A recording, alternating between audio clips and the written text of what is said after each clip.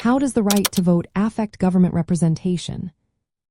In recent days, the topic of voting rights has captured headlines across the nation.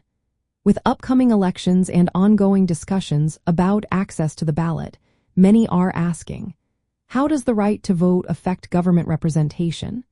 This question is more relevant than ever as citizens seek to understand how their participation shapes the political landscape. The right to vote directly influences government representation. It determines who gets to choose elected officials, which ultimately shapes policy decisions. When more individuals participate in the voting process, especially from diverse backgrounds, the elected bodies are more likely to reflect the population's interests. Voting rights ensure that everyone has a voice in selecting representatives who make laws and policies that impact their lives. If certain groups face barriers to voting, their interests may be overlooked in government decisions. For instance, restrictions on voting access can lead to a government that does not accurately representing the demographic or political preferences of the entire population. Just this week, discussions around legislation aimed at protecting voting rights have gained momentum. These efforts include allowing independent voters to participate in primaries and preventing voter suppression.